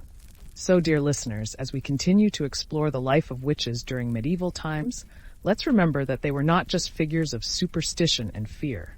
They were resilient individuals navigating a world filled with challenges, laughter, and a sprinkle of magic. Thank you for joining me on this delightful journey. Until next time, keep your cauldrons bubbling, your hearts light, and remember, laughter is the best potion in the face of adversity. Ah, dear listeners, welcome back to the hilariously chaotic world of medieval witches. We've journeyed through potions, trials, and the absurdity of village life, but there's still so much more to uncover. Grab your broomsticks, and let's dive deeper into the delightful misadventures of our witchy friends. Let's begin with the trials of everyday life as a witch. Imagine waking up to find that your cat, Grimble, has knocked over your cauldron, spilling last night's potion all over the floor. What's that, Grimble? You thought it was snack time? You'd sigh dramatically as you surveyed the colorful puddle now covering your cottage floor. Well, there goes my morning tea. Now I'll have to brew something that doesn't make the villagers dance uncontrollably. And let's not forget the villagers' fascination with your so-called witchcraft. What's that? You think I can make your husband love you more? You'd ask, trying to suppress a giggle. Oh, honey, I can't guarantee that, but I can whip up a potion that makes him sing your praises. Just be prepared for a lot of off-key ballads. The villagers would nod, half excited and half terrified, as you mixed together ingredients that were more likely to cause chaos than romance. Then there was the constant battle against the naysayers. What's that? You think I cursed your cow? Please, your cow just has a personality. You'd find yourself defending your good name against ludicrous accusations, all while trying to keep a straight face. If I had a copper for every time someone blamed me for their livestock's behavior, I could retire to a castle and brew potions in peace. Now let's talk about the infamous Witches' Council. This was a gathering of local witches who met to discuss pressing issues, like how to keep their names clear of the gossip mill. What's that? You think we should hold a festival to celebrate our greatness? Oh, I'm all in. We can call it the Witches of Wonder, but let's make sure we keep the bonfire away from the pitchforks. The planning sessions were filled with laughter and chaos as witches plotted their next moves against the villagers' accusations. But even amidst the laughter, the threat of witch hunts loomed large. Picture this, a group of villagers, pitchforks in hand, marching toward your cottage. Oh, great! What did I do this time? Was it the dancing goat? Because I swear that was an accident? You'd have to think quickly to devise an escape plan. If I can just distract them with a potion that makes them dance like chickens, I might stand a chance. And when the villagers came to you seeking help, it often led to the most absurd situations. What's that? You want a potion to make your crops grow? Sure, but if they turn into pumpkins, don't come crying to me. You'd find yourself standing in the fields, arms raised, chanting incantations with the villagers looking on in both awe and skepticism. If I end up turning their crops into a circus, I'm going to need a bigger cauldron. Meanwhile, the gossip would continue to swirl around you like a summer storm. Oh, Agnes, did you hear? She talks to her plants. The villagers would gawk at you as if you were some sort of mystical creature. What's that? You think I'm a witch because I have a thriving herb garden? It's called gardening, dear. Just because I can make a mean chamomile tea doesn't mean I'm brewing spells. And let's not forget about the love lives of witches. What's that? You want me to help you win the heart of that handsome blacksmith? Well, I can whip up a potion, but I can't promise it won't backfire. The villagers would nod eagerly, unaware of the chaos that might ensue. If he starts serenading your pig, you'll know it worked. Potion making was an art, but it was also a gamble. What's that? You want a potion for energy? Sure, let me just mix this with a hint of, oh dear, I accidentally added too much dragon fruit. Well, here's hoping you don't start breathing fire. The villagers would take a sip, and you'd watch with bated breath, half expecting them to burst into flames, or at the very least, start dancing uncontrollably. Now, let's take a moment to appreciate the witches' brew parties. These were gatherings where witches would come together to share their latest concoctions. What's that? You turned your neighbor's cat into a fruit basket? Oh, please. I once turned my entire pantry into a dance floor. The laughter would fill the air as witches exchanged their wildest tales, each story more outrageous than the last. Did I ever tell you about the time I accidentally turned myself into a toad? It was not my finest hour, but the reality of witch life was often harsh. What's that? You think I cursed your cow? Maybe it just needs a better diet. You'd have to defend yourself against ridiculous accusations, all while trying to maintain your sanity. I'm not a witch because my plants are thriving. It's called having a green thumb. And let's not forget about the ever-present threat of persecution. What's that? You think I'm a witch because I have a black cat? Please, that's just called having a pet. You'd roll your eyes, knowing that the villagers were far too eager to believe the worst about you. If I had a penny for every time someone accused me of witchcraft, I could buy my own magical kingdom. But amidst the chaos, there were moments of pure joy. What's that? You need a potion to cheer you up? I've got just the thing. Just don't blame me if it makes you laugh uncontrollably. You'd mix together a concoction that would send someone into fits of giggles, and you'd chuckle, knowing that laughter had its own kind of magic. At least it's not turning people into frogs. And as the sun began to set, you'd gather around the fire with your fellow witches, sharing stories and laughter. What's that? You turned the baker's bread into stone? Well, I once turned my neighbor's laundry into a flock of birds. Now that was a real spectacle. The stories flowed freely, and the laughter echoed through the night, reminding you that even in the harshest of times, there was always room for joy. And let's discuss the inevitable rivalries among witches. Oh, you think you're the best at potion making? I'll have you know, I once turned my neighbor's horse into a chair. Beat that. The playful competition would spark laughter, but there was always that underlying tension. What's that? You want to challenge me to a potion duel? Bring it on. Loser has to clean the cauldron. Amidst the chaos, you'd find solace in the friendships forged through shared experiences. What's that? You think I'm a witch because I know how to mix potions? Honey, I can barely mix a decent salad. The camaraderie among witches kept you going, reminding you that even in a world filled with chaos, there was always a bit of magic in friendship. And speaking of friendships, let's chat about the support system among witches. What's that? You need help with your latest potion. Well, I can't promise it won't explode, but I'm in. The laughter and support would fill the room as you all worked together, creating concoctions that were equal parts chaos and brilliance. If we can survive this together, we can survive anything. But then there were the inevitable moments of introspection. What do you mean I'm a witch because I have a thriving herb garden? It's called being a responsible gardener. You'd roll your eyes at the absurdity of it all, reflecting on the challenges and triumphs that defined your life. Why did I choose this path, you'd ponder? Oh, right, because I can turn my ex-boyfriend into a newt. That's a real perk. As the evening drew to a close, you'd sit with your fellow witches, exchanging stories of triumph and mishap. What's that? You turned the mayor's wig into a raccoon? I once turned the entire village's laundry into a flock of geese. We're practically sisters in mischief. The laughter would echo, reminding you that even in a world filled with chaos and uncertainty, there was always a bit of magic in friendship. So, dear listeners, as we continue to explore the life of witches during medieval times, let's remember that they were not just figures of superstition and fear. They were resilient individuals navigating a world filled with challenges, laughter, and a sprinkle of magic. Their lives were a blend of humor, chaos, and camaraderie. Thank you for joining me on this delightful journey. Until next time, keep your cauldrons bubbling, your hearts light, and remember, laughter is the best potion in the face of adversity. Ah, dear listeners, welcome back to the whirlwind of chaos and enchantment that was life as a medieval witch. Today, we're diving even deeper into the absurdities, trials, and triumphs of those daring souls who navigated a world filled with superstition and skepticism. So grab your broomsticks and let's continue our journey through this magical mayhem. Let's begin with the daily grind of potion making, an art form that often resembled a cooking show gone awry. What's that? You want a potion for insomnia? Sure, but fair warning, it might just make you sleepwalk into the neighbor's yard. You'd whip up a brew that had more ingredients than a medieval cookbook, hoping that the villagers wouldn't notice if you threw in a little extra magic for good measure.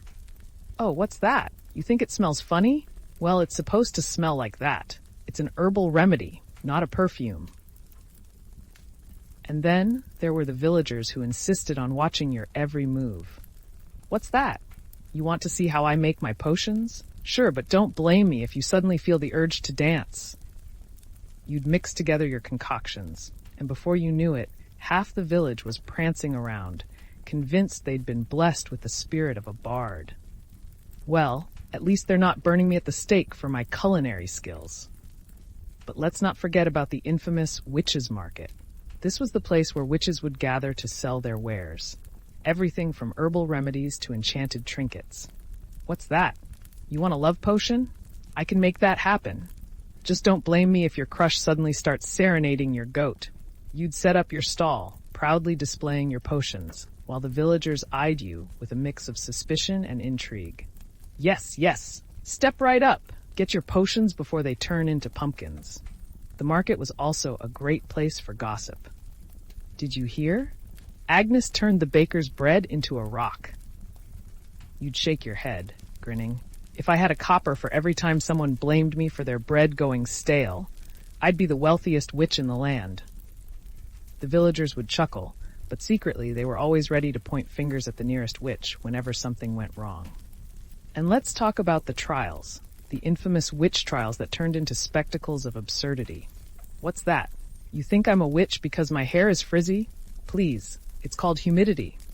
You'd find yourself standing in front of a crowd, trying to defend your good name against ludicrous accusations.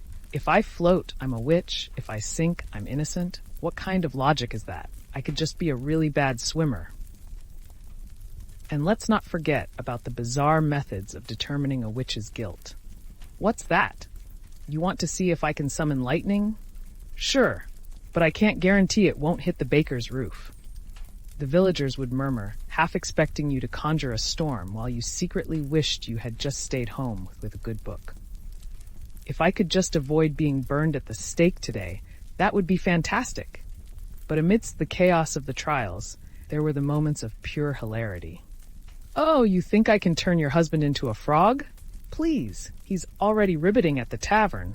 You'd chuckle as the villagers tried to take your words seriously, all while knowing full well that the only spells you were truly casting were those of laughter and mischief.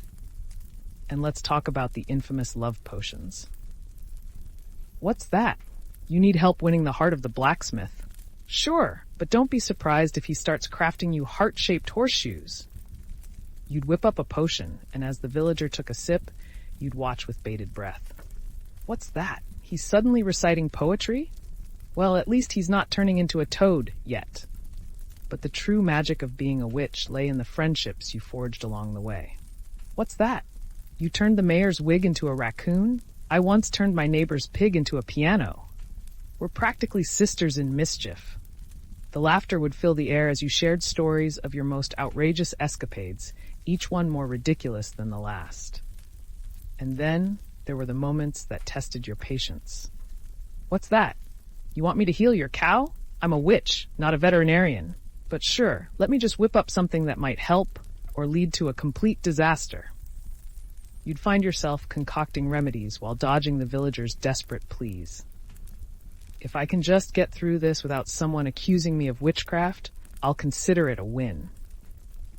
And let's not forget about the ridiculousness of village gossip. Did you hear about Agnes? She talks to her plants.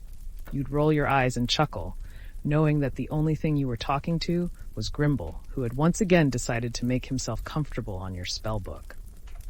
If I had a penny for every time someone thought I was brewing evil spells because I had a thriving herb garden, I could buy my own castle.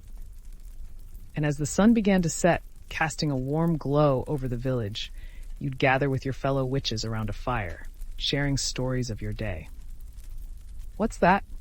You turned the baker's bread into a rock? I once turned my neighbor's laundry into a flock of geese. Now that was a real spectacle. The laughter would echo through the night, reminding you that even in the harshest of times, there was always room for joy. But life as a witch was not without its challenges. What's that? You think I'm a witch because I have a black cat? Please, that's just called having a pet. You'd defend your furry companion while secretly plotting how to keep Grimble from knocking over your cauldron yet again. If I could just get through one day without someone accusing me of witchcraft, that would be a true miracle. And then there were the rivalries among witches. Oh, you think you're the best at potion making? I'll have you know I once turned my neighbor's horse into a chair. Beat that! The playful competition would spark laughter, but there was always that underlying tension. What's that? You want to challenge me to a potion duel? Bring it on. Loser has to clean the cauldron. And as the night wore on, you'd find solace in the connections you formed with your fellow witches. What's that? You need a friend to share your secrets with? Well, I'm all ears. Just don't mention the frogs. They tend to hop away when I try to talk. You'd laugh, knowing that the bonds you forged were strong enough to withstand any accusation that came your way. But let's not ignore the absurdity of it all. What's that? You think I cursed your cow? Have you seen how it eats? That's not magic, that's just bad manners. You'd have to defend yourself against the most ridiculous accusations while trying to keep your sanity intact. If I had a copper for every time someone blamed me for their livestock's behavior, I could afford a castle. And as you navigated through the chaos of village life, you'd find comfort in the small victories. What's that? You need a potion for good luck? I've got just the thing. Just don't blame me if it makes you dance uncontrollably. You'd watch as the villagers took a sip, and before long, they were twirling and spinning, completely unaware of the chaos around them. Well, at least they're having fun. And as the villagers danced, you'd find yourself caught up in the laughter. What's that? You think I'm a witch because I can make people laugh? Honey, that's just called having a good sense of humor. You'd revel in the joy of the moment, knowing that even in a world filled with chaos, laughter was the best magic of all. So, dear listeners, as we continue to explore the life of witches during medieval times, let's remember that they were complex individuals, navigating a society filled with challenges, laughter, and a sprinkle of magic. Their lives were a blend of humor, chaos, and camaraderie. Thank you for joining me on this delightful journey. Until next time, keep your cauldrons bubbling, your hearts light, and remember, laughter is the best potion in the face of adversity. Ah, dear listeners, let's plunge back into the delightful chaos of medieval witch life. Now imagine this. You're in the middle of brewing a potion when a villager barges in, wide-eyed and frantic. Help! My cow is mooing strangely. You'd raise an eyebrow, thinking, well, it's not exactly a rare occurrence. You'd respond, did you try talking to it? Cows appreciate a good chat. And let's talk about the herbal remedies. What's that? You need something for a headache? How about a potion that might just make you forget what you were complaining about in the first place? You'd mix odd ingredients, crossing your fingers that it wouldn't turn them into a dancing chicken instead. Then, there's the laughter that ensues when you accidentally brew something that causes villagers to speak in rhymes. Oh dear, now everyone's a poet. I didn't sign up for this. The absurdity of it all kept you giggling, even as you dodged accusations of witchcraft and kept your cat from stealing your spell ingredients. Life as a witch was a wild ride, and you wouldn't have it any other way.